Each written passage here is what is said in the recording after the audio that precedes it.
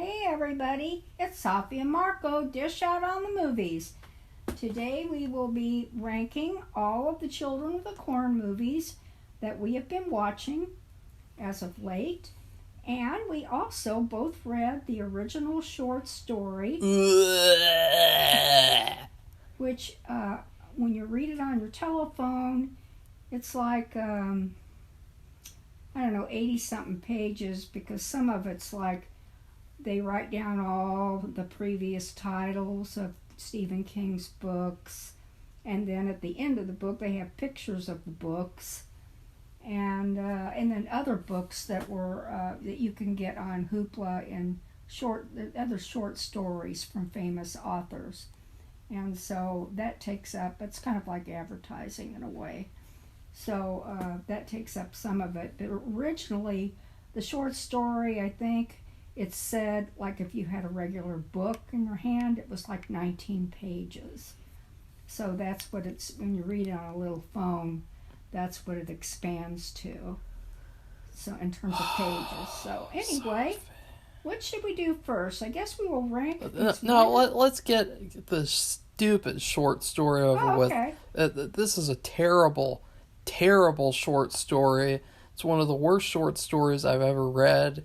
It was it felt like nothing. It felt like ideas rather than an actual story, and there was barely anything of note to it. Like, it really feels like the people who made the first movie, they were like, let's make an actual story. Yeah, and so they actually, the movie, the very first movie, is really about 1,000 times better than the original short story, because they added a lot, and it made it a lot meatier and better and more exciting and more interesting, and they improved on everything. They sure did. Like, all the stuff in the short story is very reminiscent of the terrible remake. There are a couple of differences that I felt like are better in the short story. Like in the remake, the main guy is inside this church, and he's ignoring his wife's honking of the horn, and that's her getting killed outside. But in the short story, he's just investigating, and I don't even think that he hears the honking, or it doesn't happen right away. Yeah, and then he's not ignoring her. And so there are a couple of differences like that. And then there's no Vietnam flashbacks. There's no, I don't know. I just felt like it was better than the remake, but it was worse than everything else. Like, if we were to rank this short story along with the movies, I would just put it right above the remake. Yeah.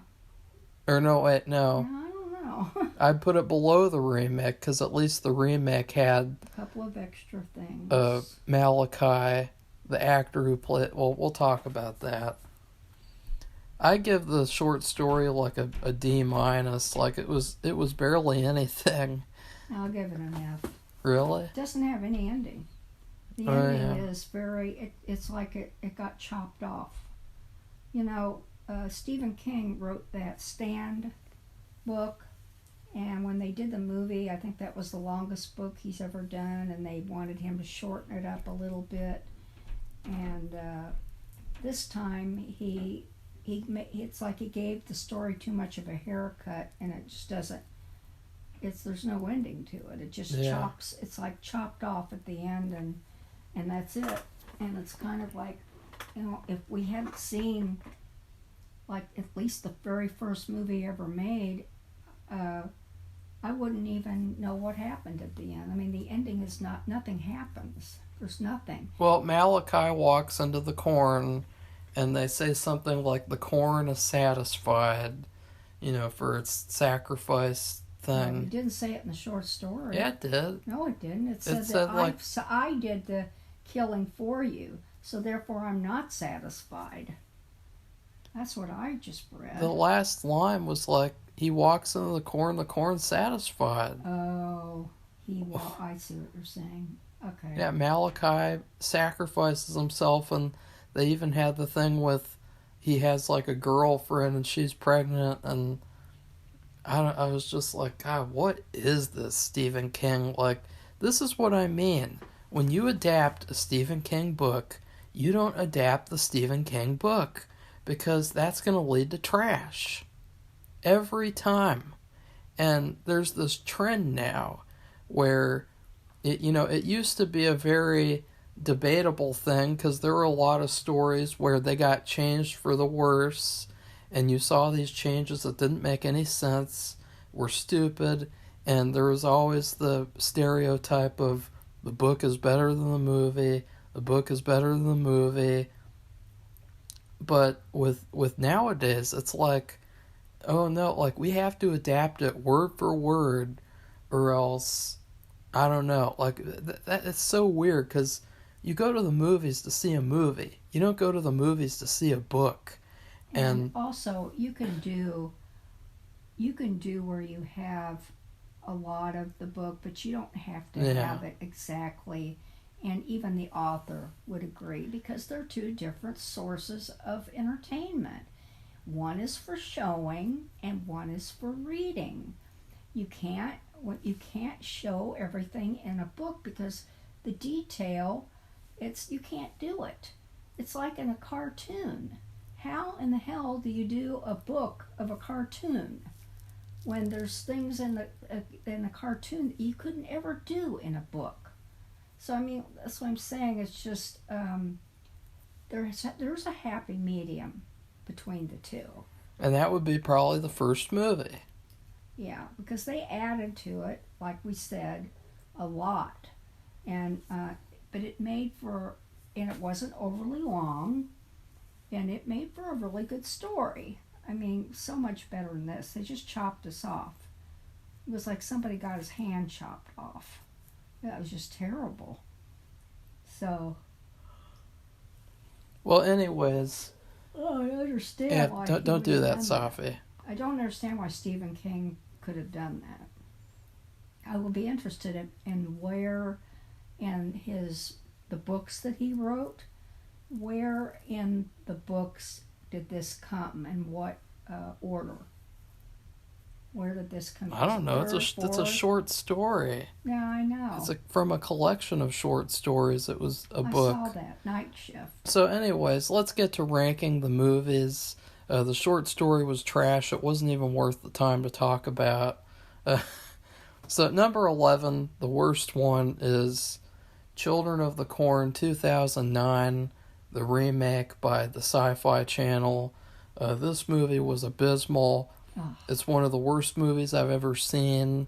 It strips all the best things away from the original movie, and it replaces it with trash.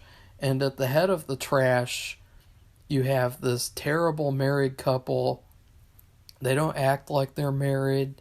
They're really unlikable. And then you have the main villain, Isaac, and he's like a 5-year-old, and he's a terrible actor. And he's just too young. He doesn't know. He did his best, yeah, I think. But he just, for that kind of a meaty, scary, threatening, person everybody would want to follow, who would have this, like a cult leader who has this kind of, we've seen it today, but I mean, all these past, David Koresh and the guy from the jungle and Guinea or New Guinea or whatever, Guyana or wherever that was, they had some kind of this kid had nothing. He's just a little kid, and all throughout the movie when they'd show him, and they show all these other kids who were like big farm boys, 13, 14, and they could be driving tractors with their fathers or mothers, mainly their fathers, and doing this heavy farm work. And the shrimpy little boy, they're going to listen to the shrimpy little boy and do everything he says. I mean, give me a break. It was stupid. And the couple was really made after this story we just read, kind of. And well, that doesn't matter. I mean, it wasn't good. When it wasn't good, it was so negative. Yeah. That's the thing And that we didn't like about it. It's laughable, and then the ending is just as terrible, where there's no ending at all. Just like the short story. Ugh. Really bad. Yeah. And then number 10 is Children of the Corn 666, Isaac's Return. This movie is infuriatingly bad. It barely has anything to it. There's this whole stupid plot about this motorcycle bad boy, and he's he who walks behind the rose. Yeah. And Isaac is hardly in the movie, even though the whole movie is marketed around Isaac. Because everybody likes him. And then the main girl in the movie, she's awful. She's probably the second worst, or maybe the worst, main character of the series. So this is just a really bad movie. Safi? Yeah, it's just a shame because they probably got people to watch it because they had Isaac there. Yeah, because they called it Isaac's Return. And he is in it. That's literally the reason I watched it. He's in it, but hardly at all. And he really doesn't have any power over anybody. No. Really. And that is like kind of odd. Because, I don't know, it just seems like certain cult leaders, no matter what they do, they still have the power. But he has been, in the movie, he's in a coma. And I don't know how long, 8 years or something. 20 years. 20 years, oh my. So, I don't know, but still, I mean, especially him, once a cult leader, always a cult leader, and you just have these people, and you see it today, who just follow you blindly, and that's what he was. But the thing is, too, that when he was there, in the original story, all the followers were little children. And now they're all grown up. So, and he hasn't been around to manipulate their brains, and they've had a chance to be on their own and, have to survive with the rest of the world. So, there's just a lot of things that's why he doesn't have as much of a draw. Okay, so number 9 is Children of the Corn 7, Revelations. This movie was the most bland, vanilla movie in existence. And it was boring. It was so hard to get through. I could put this movie in last place. Like the other two movies, you can kind of coach yourself through it. You can survive it. But number 7 is just so bad. It's so cheap and poor, and it's not even worth talking about. It's so bad. Yeah, I would agree. It's just such a disappointment. Really? You were disappointed by Children of the Corn 7? Well, it's just disappointing that these movies, just for the most part, are just no good. And then the short story was like unbelievable disappointment because my God, how did they come up with, what did you say, 11 movies? Yeah. From this tiny little short story that has no ending. And that's pretty, well, it mostly sprung off of the first movie because the first movie was so good. That did have a good story. Unlike the short story. So, number 8 is Children of the Corn 2023, Eden's Arrival. So this movie it's dumb, it's stupid, it's unnecessary. It's just a mess. And there's nothing really worthwhile. Like, there's no reason for this movie to be made. And the only good things about it are Eden, the Isaac Jr. character, and then the main girl, Lisa Simpson. Safi? Yeah, and that little girl, now she wasn't so little. She had to have been, I'd say fourth grade, maybe. Third, fourth. I'd say fourth grade. And she is really good. She's a really good villain. I mean, really, she is a homicidal maniac.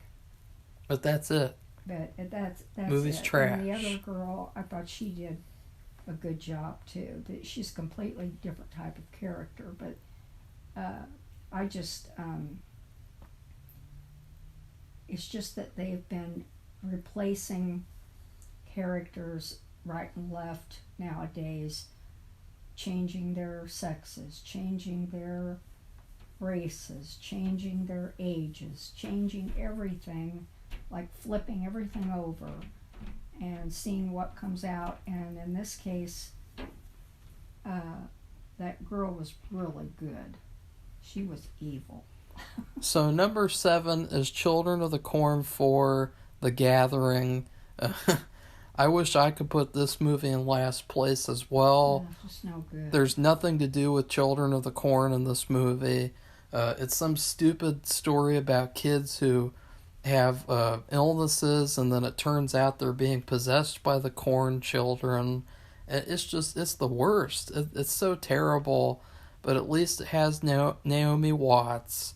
Yeah. And at least there's this last 10 minutes where she just starts shooting people with a shotgun, and it feels like a video game or something. So that's just there's nothing else about it. It's a terrible movie. I'd never watch it again. I'd never watch any of these movies again except for maybe the top 5. Yeah. Safi, what do you have to say about part 4? I just thought it was boring. Really boring. That's it? Yeah. Number 6 is Children of the Corn 5, Fields of Terror. The only thing that's terrifying in this movie is how trash it is. because it's dumb. It feels like the dumbed down mainstream Children of the Corn movie where you have these awful actors and they fulfill all the typical slasher movie tropes. You have to have a final girl. You have to have a slutty girl. You have to have a nice guy. You have to have the townspeople. And it's just fulfilling one cliche after another. And then the main villain is fire or gas or something. They put fire on top of fire or something. The orange light. Yeah. The green light. They set green light on fire. and then the main kid villain is some kid who looks like the kid from Mad Magazine. Oh, the head from Mad Magazine, and he's not very good. No. What do you have to say about the movie, Safi? Nothing much. It was almost like they were trying to copy other.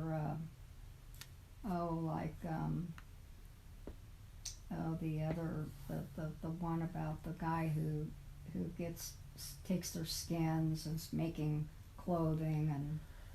Oh, Safi. It just seemed like it copied other movies that a typical horror things, like you have these ingredients and you're making a stew, a horror movie stew, and you put all the same ingredients, the two couples like Marco just talked about, and some other ingredients, maybe a couple of jump scares in there, which I kind of really don't remember, and it was pretty boring. It's very much like that movie X that we watched last year.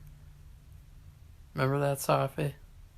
With the old woman who kills people? Yeah. Wasn't that exactly like it? Yeah. It's like if they put the A24 company logo on Children of the Corn 5, people would be calling it a masterpiece and saying that it's like a modern horror masterpiece because it's exactly the same. All the problems that apply to this movie apply to X, and it has Eva Mendes, and she's terrible. And number 5 is Children of the Corn Runaway. I almost... wait a minute. What? No, it says Genesis, I think. Genesis. Runaway is the one before it. Genesis.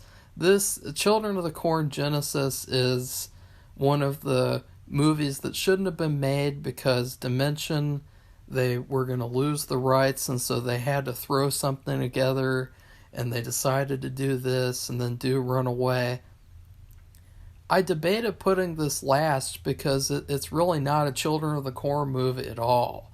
But it is actually, at certain points, a competent horror movie, and there are a lot of classic horror elements that are effective. And in particular, they have this old guy character, and he's a very good, creepy character actor, and they really utilized him well. But the beginning and the ending were trash. It's okay. Safi? Yeah, I'm remembering now.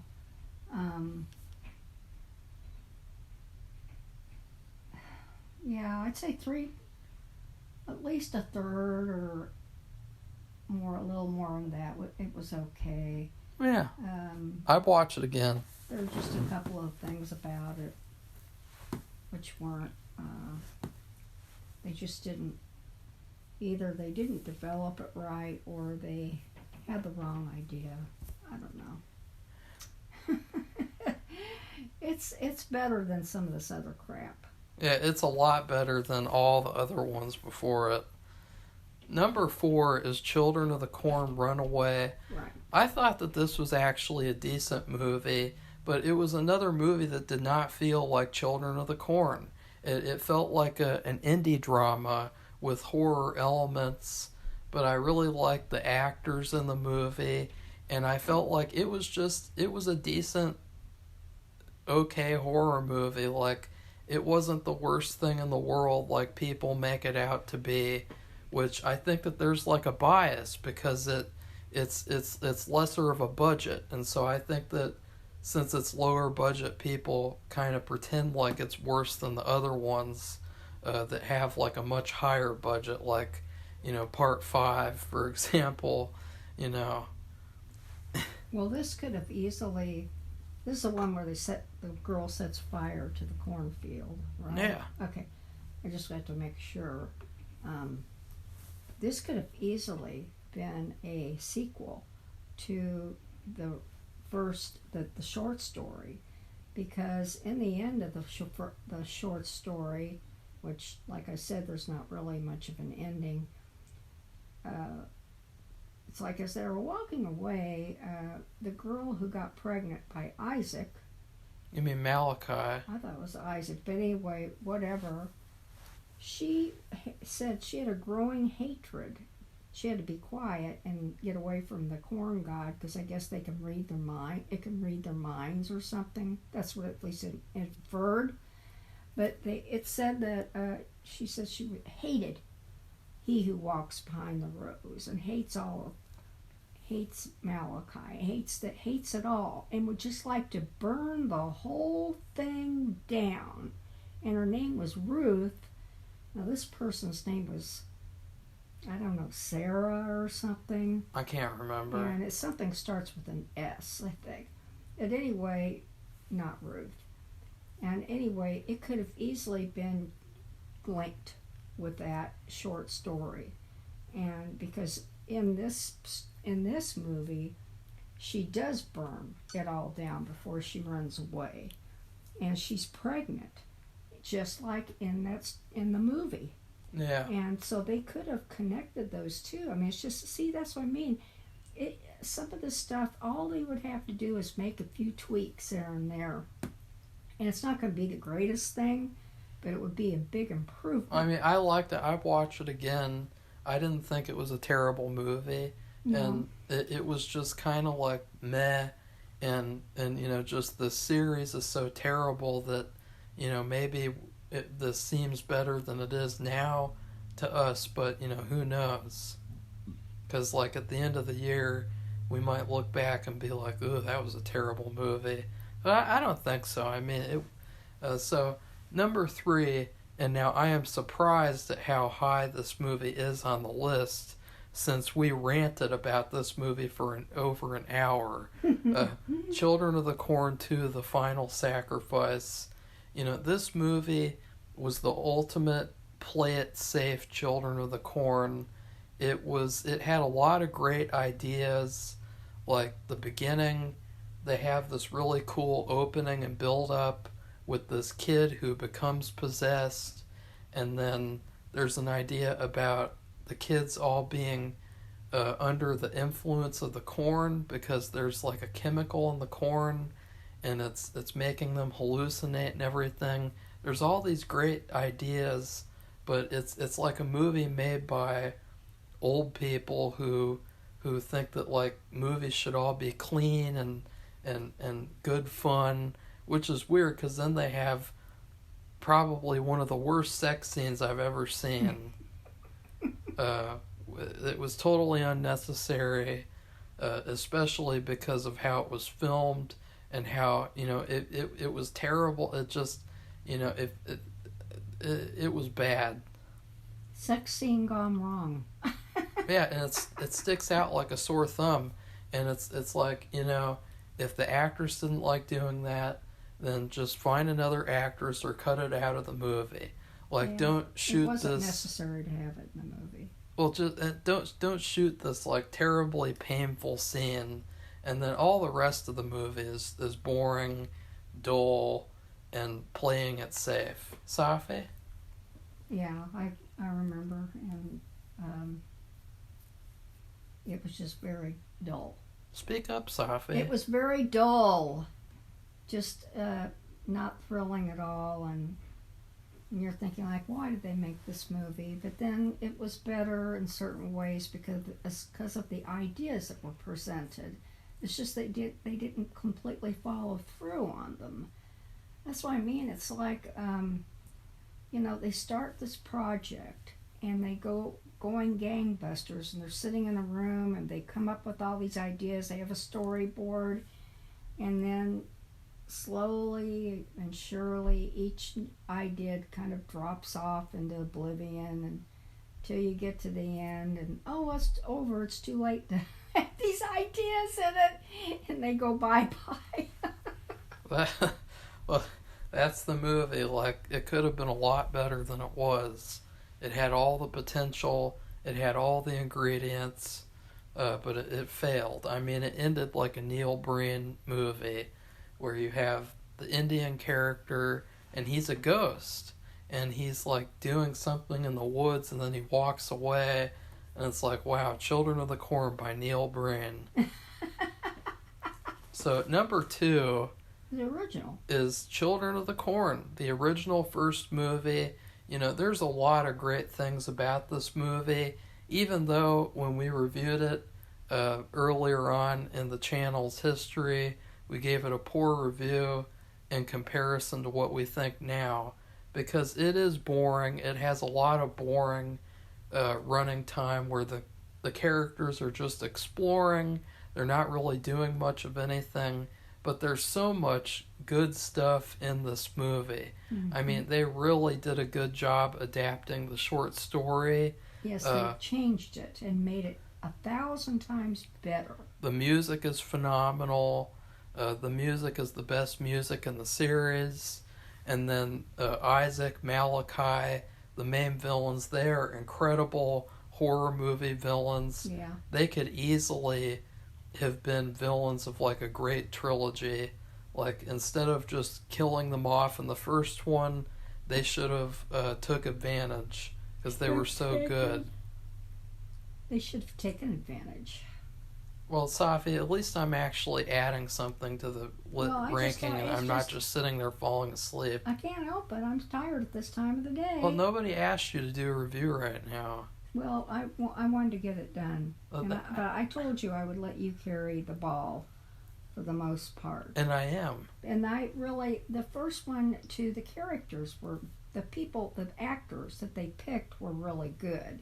You know, you had Linda Hamilton play the main girl, and the husband. They were working together. They were helping each other and supporting each other like a married couple would.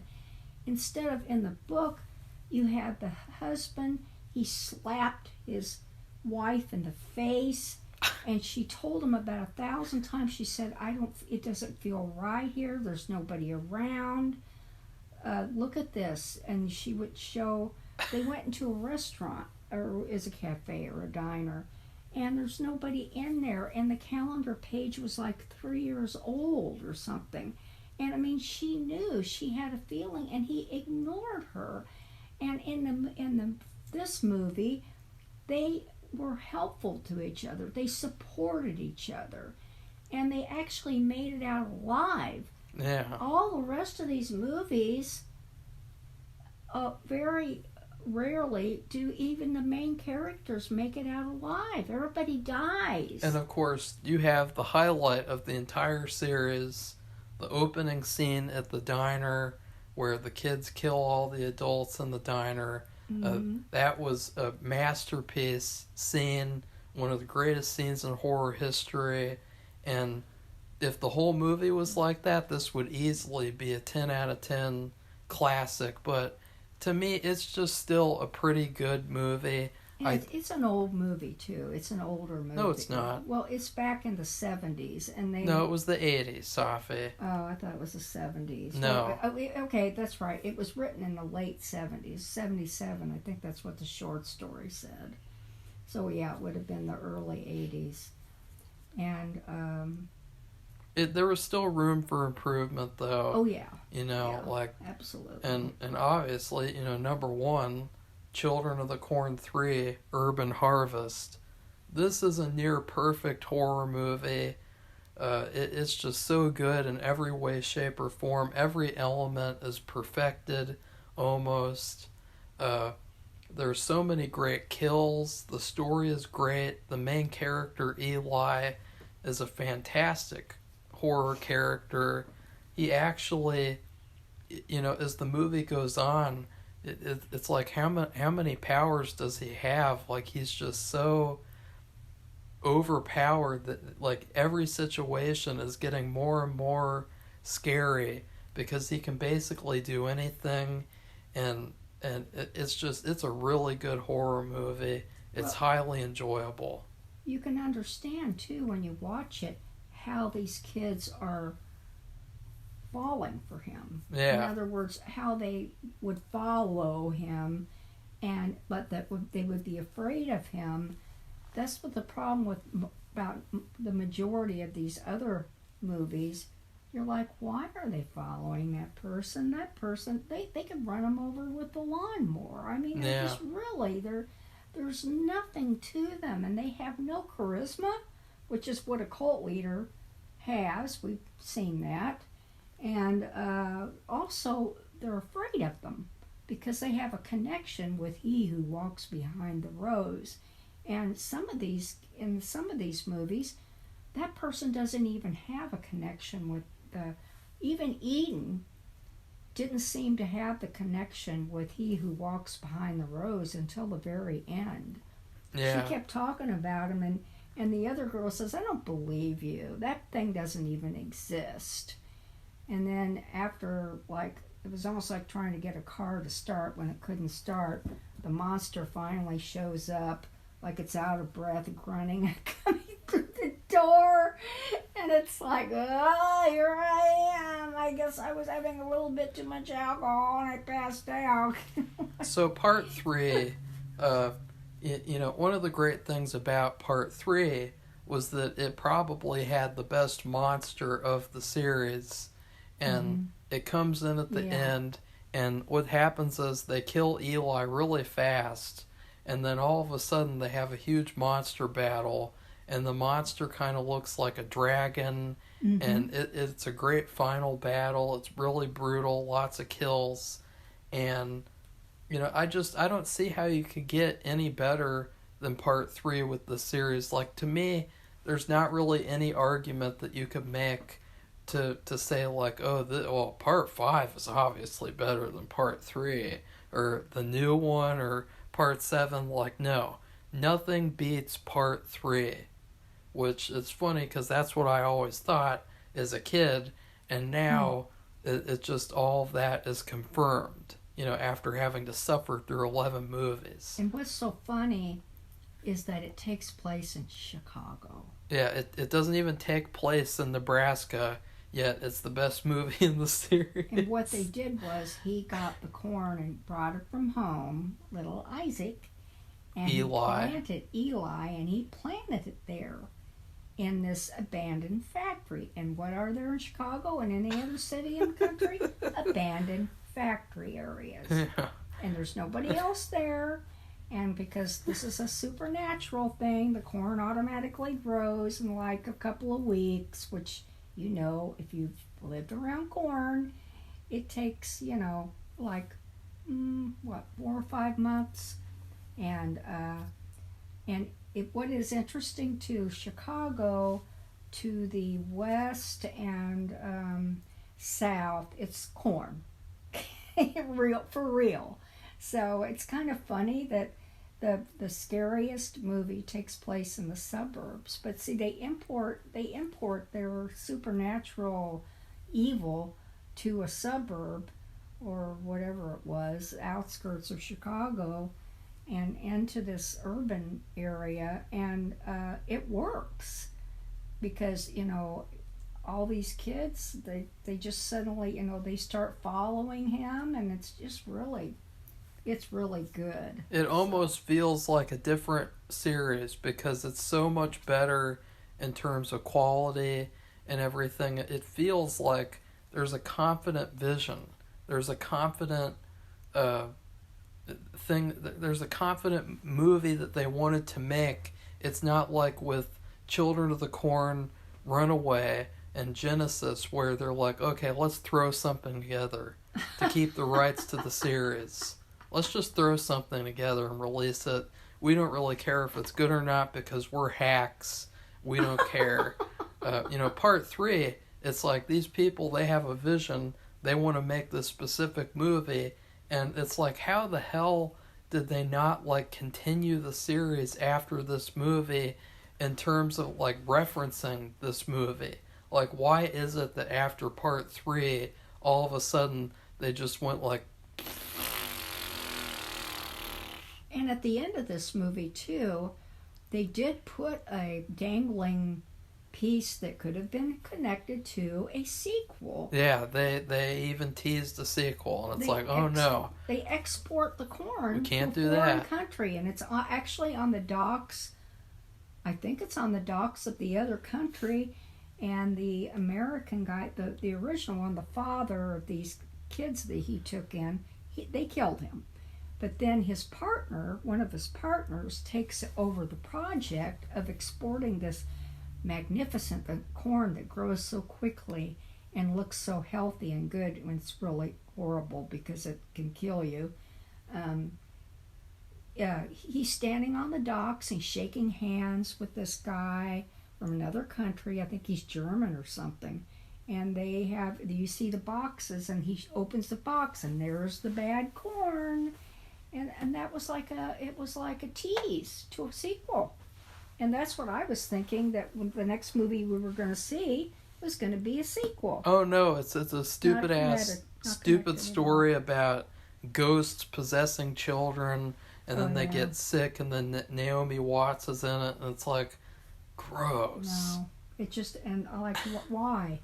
Why? I know Naomi Watts is good. Well, she's good, but it's like this movie should not have been made. Like, no, they could have done the other, and she could have been in it. Why didn't they do that? I don't know. It's just ridiculous, and they're probably like, well, I don't know what to do. Well, why didn't they use their brains and figure out something to do? I just don't understand. Like, part 3 it sticks out from the rest of the series. Yeah, it does. The quality of part 3 is unparalleled, and I don't ever want to talk about Children of the Corn again. It's very solid. Very, very solid.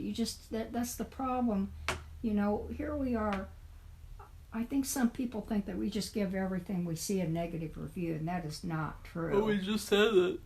But so, we try to find good things about it and try to say it, but if something is really bad, we're not going to pretend like it's good. Yeah. Because that's unethical, frankly.